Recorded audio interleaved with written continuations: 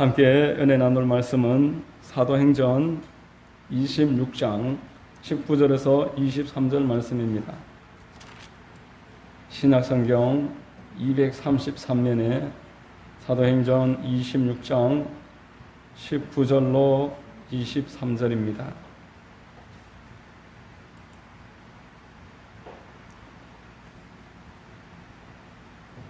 제가 다 찾으신 줄로 알고 봉독해 드리겠습니다. 아그리빠 왕이여, 그러므로 하늘에서 보이신 것을 내가 거스르지 아니하고 먼저 다메섹과 예루살렘에 있는 사람과 유대 온 땅과 이방인에게까지 회개하고 하나님께로 돌아와서 회개에 합당한 일을 하라 전하므로 유대인들이 성전에서 나를 잡아 죽이고자 하였으나 하나님의 도우심을 받아 내가 오늘까지 서서 높고 낮은 사람 앞에서 증언하는 것은 선지자들과 모세가 반드시 되리라고 말한 것밖에 없으니 곧 그리스도가 고난을 받으실 것과 죽은 자 가운데서 먼저 다시 살아나사 이스라엘과 이방인들에게 빛을 전하시리라 함이니이다 하니라. 아멘. 할렐루야. 주일 오전 예배 나오신 여러분들 주님 이름으로 환영하고 축복합니다. 우리 옆에 분들과 한번 인사하시겠습니다. 참 잘 오셨습니다. 참 잘 오셨습니다. 만나서 반갑습니다. 저는 봉독해드린 사도행전 26장 말씀을 통해서 회개와 신앙생활, 이와 같은 제목의 하나님 말씀을 전하겠습니다. 여러분 모두에게 큰 은혜가 있으시기를 바랍니다. 여러분, 사도 바울이 복음을 전하던 그 당시에는 또한 공간이 정해져 있는 것이 아니었습니다. 그리고 이런 음향시설이나 냉방시설이 갖추어져 있는 것도 아니었습니다. 사도 바울은 감옥에서도 복음을 전했고 시장 한복판에서도 복음을 전했습니다. 바울은 복음을 전하다가 돌에 맞아서 사람들이 죽은 줄로 알고 저 밖으로 끌어내놓았다라는 말씀이 있을 만큼 복음을 전하다가 박해도 받고 많은 어려움을 겪었습니다.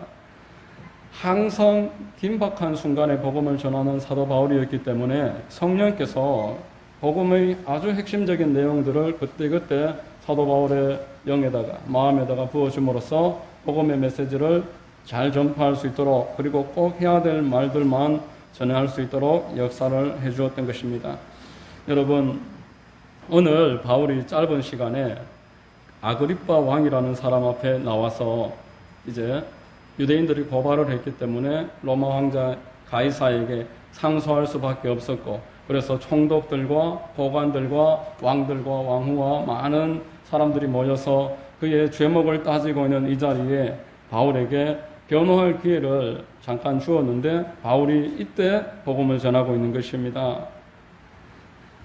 이 내용들을 오늘 몇 가지 살펴보면서 우리 은혜를 한번 생각해 보겠습니다. 첫 번째로 사도 바울이 전했던 복음의 핵심은 회개하고 하나님께 돌아와라. 사도 바울이 말하는 복음이라는 것은 우리가 오해하는 것처럼 이신층이라고 해서 믿으면은 무슨 짓을 해도 상관이 없다, 이렇게 오해했던 것이 아니라 회개하고 하나님께 돌아와서 회개에 합당한 일을 하면서 살아라 말씀을 했습니다. 오늘 본문 20절에 먼저 다메섹과 예루살렘에 있는 사람과 유대 온 땅과 이방인에게까지 회개하고 하나님께로 돌아와서 회개에 합당한 일을 하라. 회개하고 하나님께 돌아와라. 여러분, 이것이 사도 바울이 말하는 예수 믿는 사람의 첫 번째 특징입니다. 하나님께로 돌아와라. 그렇다면은 지금 하나님께서 떠나 있다, 하나님에게서 멀어져 있다, 그것을 말하는 것입니다. 하나님은 온 세상을 창조하시고 마지막 날 사람을 창조하시고 아주 가까이 두셨습니다. 가까이 두시고 친근하게 대하시고 늘 소통을 했습니다. 너는 내가 사랑하는 아들이다. 너희 필요를 내가 다 돌보고 있고 너를 위해서 예비한 짝도 마련해 놓았다. 이렇게 해서 복을 주시고 생육하고 번성하고 땅에 충만해서 너는 이 땅 가운데서 복으로 살아라, 복받은 자가 되어라 라고 말했습니다.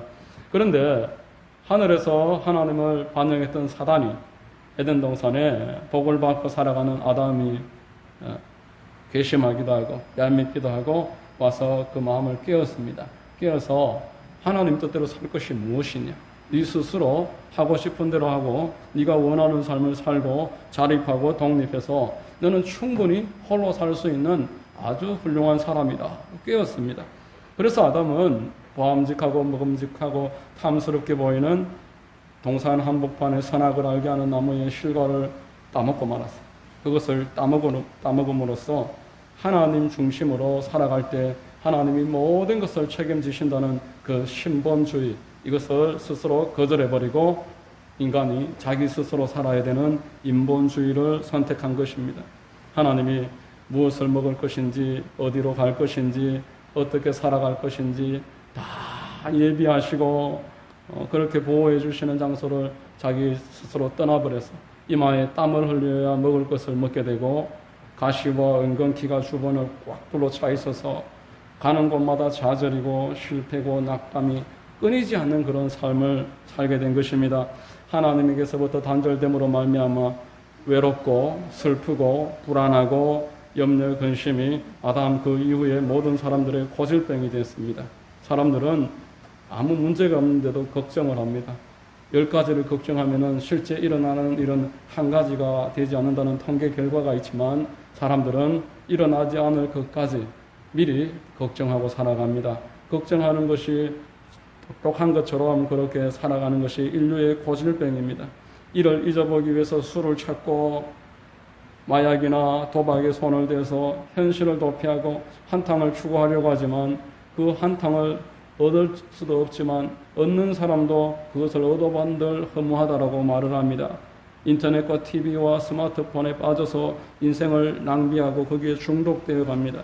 여러분, 외로움과 불안함을 하나님 외에 다른 방법으로 얻으려고 하는 것은 인생의 터진 웅덩이라고 예레미야서에서 말했습니다. 하나님 외에 다른 방법으로 사람의 그 마음을 채울 수가 없다라는 것을 그렇게 표현했습니다. 밑빠진 독에 불 붙이고 시간 낭비입니다. 시간만 다 흘러 지나갈 뿐인 것입니다. 뿐만 아니라 에덴 동산에서 하나님을 떠나게 했던 사단은 그 아담을 내버려 두지 아니하고 찾아와서 자신을 섬기게 합니다. 온갖 모양의 우상과 미신을 만들어서 자기를 따르도록 유혹을 했던 것이 그 아담의 결과입니다.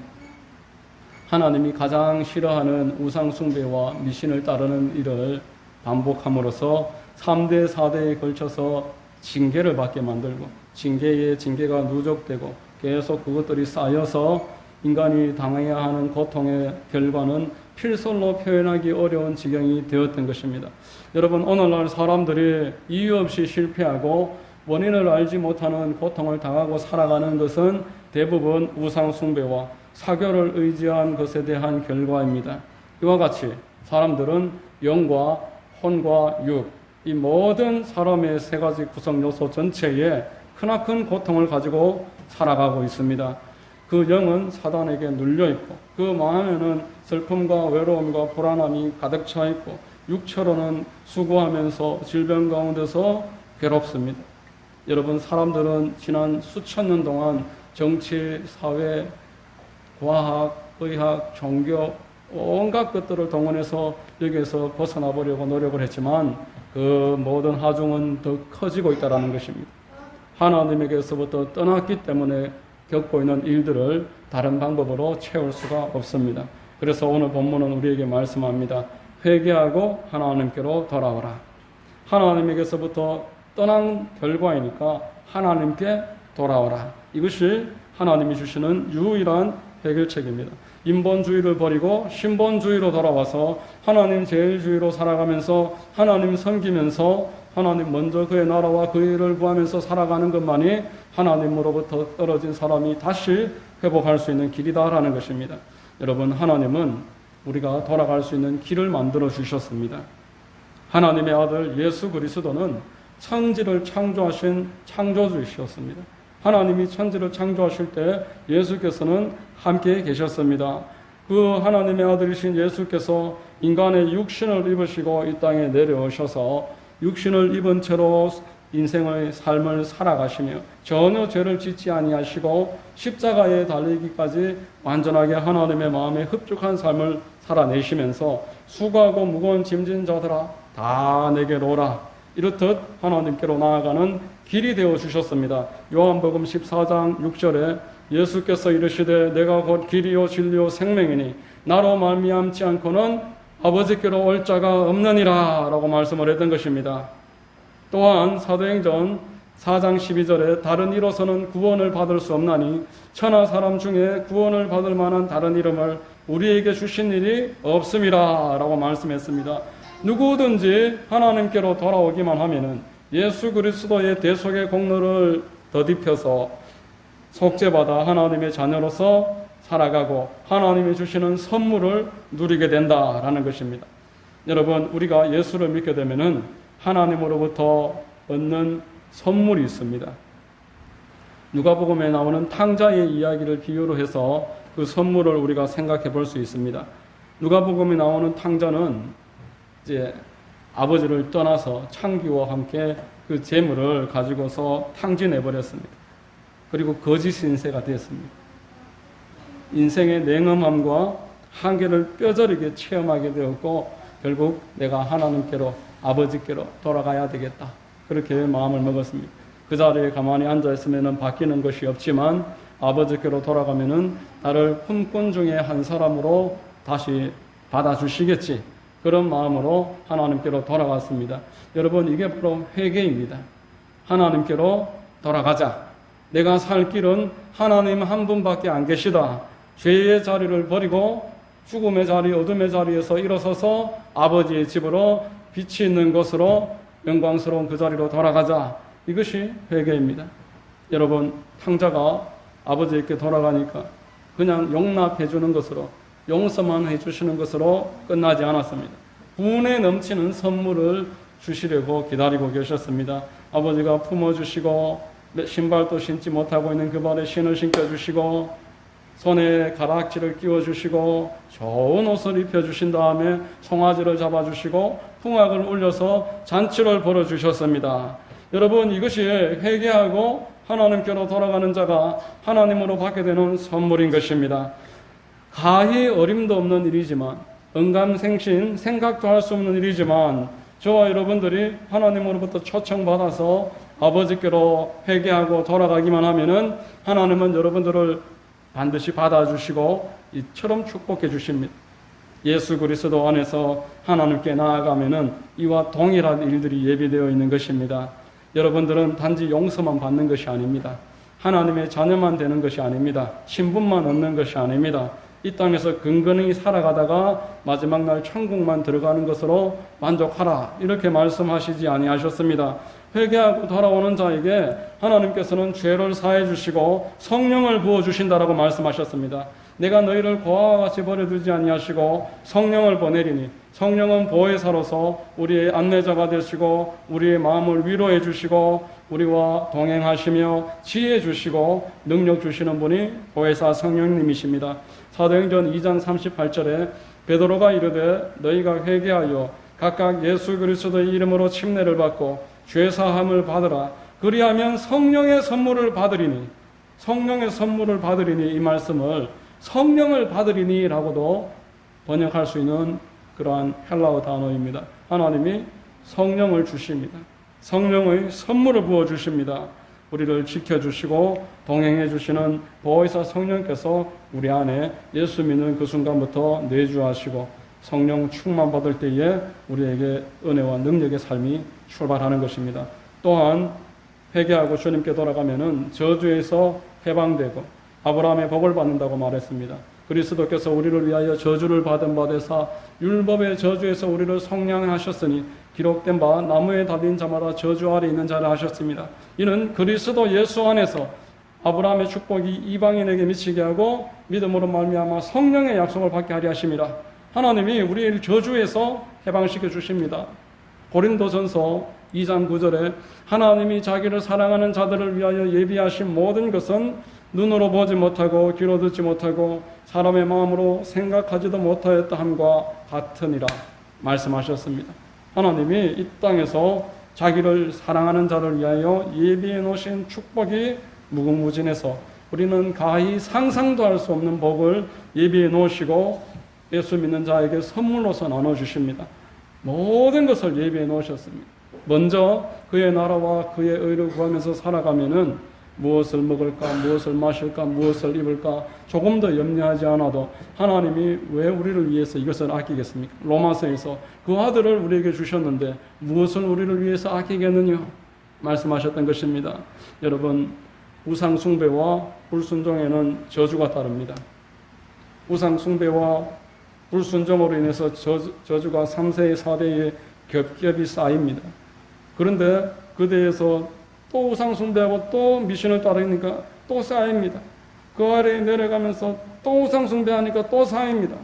계속 쌓이는 것입니다. 그것이 인생의 현실입니다. 이 저주에서 예수님이 십자가에서 저주를 당하셨으므로 저주에서 해방되어서 아브라함의 복을 주시겠다. 이것이 하나님이 저와 여러분들을 위해서 예비해 놓으신 선물입니다. 세 번째로 인류의 질병과 연약함을 치료하기를 원하십니다. 우리가 이것을 선물로 받을 수 있습니다. 이사야서 53장 5절 말씀에 그가 찔림은 우리의 허물 때문이요 그가 상함은 우리의 죄악 때문이라. 그가 징계를 받음으로 우리가 평화를 누리고 그가 채찍에 맞음으로 우리는 나음을 받았도다 라고 말씀을 했습니다. 하나님이 이 땅에서 예수님을 보내셔서 공생의 기간 동안 사람들을 치료하셨습니다.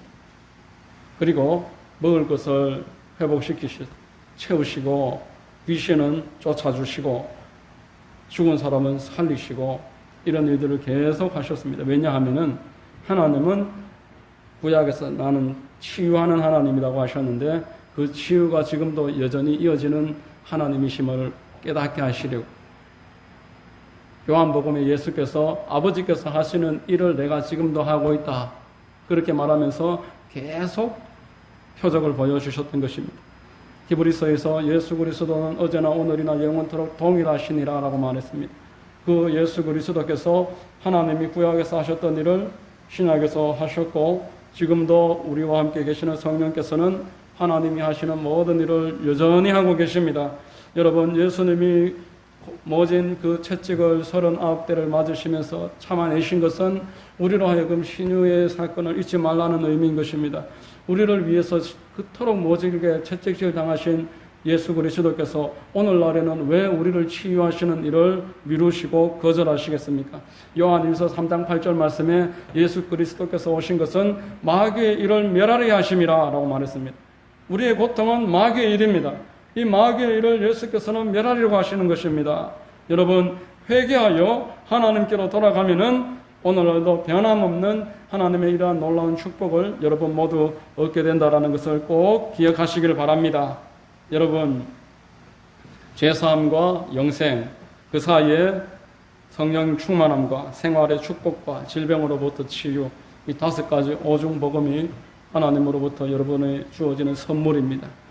이것을 참으로 믿는 사람에게는 하나님이 반드시 약속하신 것을 허락하십니다. 그런데 믿는 게 뭐냐는 겁니다. 내가 믿습니다 한다고 그게 믿는 것이냐? 성경은 믿는 것은 곧 회개하는 것이다 라고 말했습니다. 오늘 본문 사도행전 26장 18절에 그 눈을 뜨게 하여 어둠에서 빛으로 사단의 권세에서 하나님께로 돌아오게 하고 죄사함과 나를 믿어 거룩하게 된 무리 가운데서 기업을 얻게 하리라 이렇게 말씀했던 것입니다. 믿는다는 것은 곧 회개입니다. 죄의 자리를 털고 일어나서 빛의 자리로 옮기는 것이 회개인 것입니다. 사탄의 권세 아래에 눌려있던 자가 그 자리에서 박차고 일어나서 아버지의 자리로 내가 나와서 아버지께 돌아가는 것, 이게 회개라는 것입니다. 그렇게 사는 것이 거룩한 삶이 되고 그렇게 살아가는 자에게 하나님이 기업이 있다, 이것을 말씀했던 것입니다. 여러분 모두 이 회개에 대해서 다시 한번 생각하시기 바랍니다. 내가 믿는다면은 내 삶에는 회개가 시작되어야 됩니다. 내가 있던 자리에서 머물러서 여전히 죄짓고 살아가면서 믿노라 하는 것은 하나님에 대한 기만이며 복음에 대한 모욕입니다. 예수 그리스도를 만났는데 그 뒤로 아무 일도 없더라. 그런 법이 어디 있습니까? 여러분, 우리가 사람 한 명 잘못 만나도 인생이 망가지고 사람 한 명 잘 만나도 인생이 축복받는, 예수 그리스도를 만났는데 그 뒤로 아무 일도 없다. 이런 일은 있을 수가 없는 일입니다. 회개는 반드시 필연적으로 따라와야 됩니다. 두 번째, 회개에 합당한 일을 하라고 본문에 20절에서 말했습니다. 하나님께로 돌아와서 회개의 열매를 맺어라. 침례 요한도 누가복음 3장 7절에 요한이 침례를 받으러 나오는 무리에게 이르되 독사의 자식들아 누가 너희에게 일러 장차 올 진노를 피하라 하더냐. 그러므로 회개에 합당한 열매를 맺고 라고 말했습니다. 단지 형식적으로만 주일이면 교회에 나오지만 여전히 생활에 조금도 변화가 없는 사람들이 있습니다. 하나님으로부터 어떤 유익은 원하지만 내 스스로의 변화나 헌신에 대해서는 전혀 관심이 없습니다. 이런 자들에게 침례 요한이 예수님이 오실 길을 예비했던 그 선지자가 말합니다. 독사의 자식들, 겉과 속이 다른 너희들아, 회개에 합당한 열매를 맺는 것이 마땅하지 아니하냐 말했던 것입니다. 회개에 합당한 열매가 전혀 없는데 어떻게 하나님으로부터 너희 삶에 오는 축복만 기대하면서 살아가느냐, 이것을 이야기합니다. 마태복음 7장 21절에 나더러 주여 주여 하는 자마다 다 천국에 들어갈 것이 아니요 다만 하늘에 계신 내 아버지의 뜻대로 행하는 자라야 들어가리라, 이렇게 말씀을 했던 것입니다. 여러분, 믿음이 있다면 회개에 합당한 삶이 반드시 있어야 됩니다. 우리가 복음을 믿는다면 복음에 합당한 생활을 하라고 말씀을 했습니다. 여러분, 무엇 때문에 우리로 하나님이 복음에 합당한 생활을 요구하십니까? 내가 그렇게 하지 않으면 하나님의 일에 어떤 지장이 있어서 그렇지 않습니다. 우리는 복음에 합당한 생활을 함으로써 회개의 열매를 맺는 삶을 삶으로써 내 삶을 반석으로 만들어가는 것입니다. 성도의 삶이 어이없이 흔들릴 때가 있습니다. 무너져 내립니다. 복음에 합당한 삶으로 자기 주변을 반석화 만들어 놓지 않았기 때문에 이렇게 흔들릴 때 여지없이 무너져 내립니다. 마태복음 7장 24절 이하에 보면은 그러므로 누구든지 나의 이 말을 듣고 행하는 자는 그 집을 반석 위에 지은 지혜로운 사람 같으니 비가 내리고 창수가 나고 바람이 불어 그 집에 부딪히되 무너지지 아니하나니 이는 주추를 반석 위에 놓은 까닭이요 나의 이 말을 듣고 행하지 아니하는 자는 그 집을 모래 위에 지은 어리석은 사람 같으니 비가 내리고 창수가 나고 바람이 불어 그 집에 부딪힘에 그 무너짐이 심하니라 라고만 했습니다. 자, 우리가 열매를 맺으려면은 듣고 행해야 합니다. 듣고 행하는 자는 지혜로운 사람입니다. 듣기는 듣는데 행하지 않는 사람, 듣는 자체도 거절하는 사람은 어리석은 사람이다 말씀했습니다. 작년에 어떤 모 장관이 검찰총장에게 내 명을 거역했다, 사람이 사람에게 거역했다, 이런 표현은 참 적절하지 못한 것 같아서 많이 화제가 됐습니다. 사람과 사람이 동등한데 거역했다라는 말이 어감이 좋지 않다는 건데, 하나님과 사람 사이에는 들어야 되는 자리에 내가 나가지 않고 간들 듣고도 행하지 않는다, 거역하는 것입니다. 여러분, 거역하는 자에게는 하나님이 복을 주실래야 복을 주실 수가 없습니다. 신명기 28장에 대단히 긴 성경인데 그 1절에 복과 저주를 너희 앞에 뒀는데 네가 복을 택할지 저주를 택할지 선택해라. 복을 원하는지 저주를 원하는지 선택하라 말씀합니다. 내 하나님 야훼의 말씀을 삼가 듣고 내가 오늘 내게 명령하는 그 모든 명령을 지켜 행하면 내 하나님 야훼께서 너를 세계 모든 민족 위에 뛰어나게 하실 것이라. 삼가 듣고 지켜 행하면 동일하지요. 요한복음 10장에 예수께서 이렇게 말했습니다. 내 양은 내 음성을 들으며 나는 그들을 알며 그들은 나를 따르느니라. 하나님의 양들은 음성을 듣고 따라간다라는 것을 말하는 것입니다. 여러분, 성경은 일관되게 말씀합니다. 복을 받는 비결은 다른 데 있는 것이 아니고 하나님의 말씀을 들어야 되고 그리고 그 들은 대로 행해야 한다. 그렇게 하는 자에게 보호와 축복이 있게 된다라는 것입니다. 듣지 않고 행하지 않는 자는 거역하는 자라고 했습니다. 거역하는 자들의 땅은 메마를 수밖에 없다고 말씀합니다. 인생이 삭막해진다라는 것입니다. 메마른 땅 속에서 고생하면서 삭막한 삶을 살아가게 된다. 거역하는 자에게 하나님이 말씀하셨습니다. 여러분, 그러므로 말씀 듣는 일을 소홀히 하지 마십시오. 듣는 일이 회개의 시작입니다. 들어야 행하지요. 안 듣는데 무슨 행함이 있습니까? 일단은 들어야 되고 비로소 회개의 삶을 출발하는 것입니다. 여러분, 듣고 행하라는 말에 대해서 여러분 결코 부담스럽게 여기지 마십시오. 회개에 합당한 삶을 살아가는 자가 지혜로운 사람이라고 말씀했습니다. 어떤 건축자가 한 사람이 있었는데 그 자기를 따르는 아주 훌륭한 그 일꾼이 몇 사람이 있었습니다. 그 일꾼들이 같이 일을 하면서 다녔는데 그 중에 한 사람이 일을 아주 성실하게 잘하는 사람이었습니다. 그 사람이 한 수십 년 같이 일을 하다가 건축가에게 이제 나는 은퇴해야 되겠습니다. 이렇게 말을 했습니다. 건축자가 가만히 생각을 하다가 마지막으로 당신 지금까지 수고하셨는데 집 한 채만 더 잘 만들어 주세요. 부탁을 했습니다. 건축자의 그 말을 듣고 일꾼이 생각하기를 내가 지금까지 열심히 일을 했는데 마지막까지 일을 또 시키다니 이런 인정머리 없는 인간을 봤나?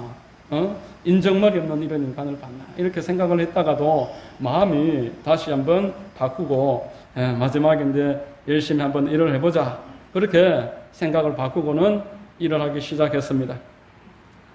구석구석 마감도 꼼꼼하게 하고 또 재료도 최고급 재료들을 잘 구입을 해서 집을 아주 반듯하게 10년이 지나도 무너지지 않을 만큼 좋은 집을 만들었습니다. 부실공사에 대해서는 조금도 염려하지 않을 만큼 내 삶의 마지막의 작품인데 최선을 다해서 만들어야지. 그리고 집을 만들었는데 이제 건축가를 찾아가서 다 만들었습니다. 확인을 받는 자리에서 건축자가 이렇게 둘러보더니만 마지막으로 이렇게 말합니다.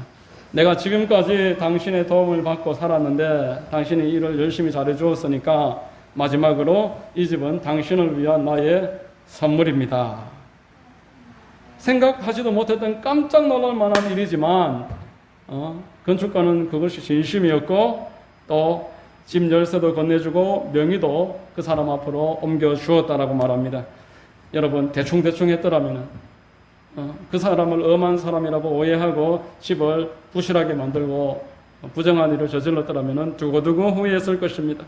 여러분, 하나님이 저와 여러분들에게 회개하고 아버지께로 돌아와서 축복을 받지만 이후로 그것에서 멈추지 말고 회개에 합당한 삶을 살아가면서 네 삶을 반석으로 만들어라 하는 이유가 여기에 있습니다. 하나님이 회개에 합당한 삶을 살아라고 하는 것은 우리의 삶을 축복하시기 위함인 것입니다. 우리의 삶을 반석 위에 세우셔서 우리로 하여금 만대 하나님께 영광 돌리면서 살아갈 수 있도록 그렇도록 하나님이 회개에 합당한 삶을 요청하십니다. 할렐루야! 여러분 모두에게 이 회개에 합당한 삶을 살아가시는 그런 은혜와 축복이 있게 되시기를 예수님의 이름으로 축원드립니다. 기도하겠습니다. 하나님 아버지 감사합니다. 회개와 신앙생활이라는 제목으로 말씀을 상고했습니다. 회개하고 아버지께로 돌아가서 회개에 합당한 삶을 사는 것이 복음이라는 것을 오늘 한번 다시 깨닫습니다. 우리를 위해서 그 큰 은혜를 베풀어 주셨고 다시 기회를 주셨사오니 이제부터 이 말씀 부여잡고 회개하고 하나님께로 돌아와서 회개에 합당한 삶을 살 수 있도록 인도하여 주시옵소서. 예수님의 이름으로 감사하고 기도드립니다. 아멘.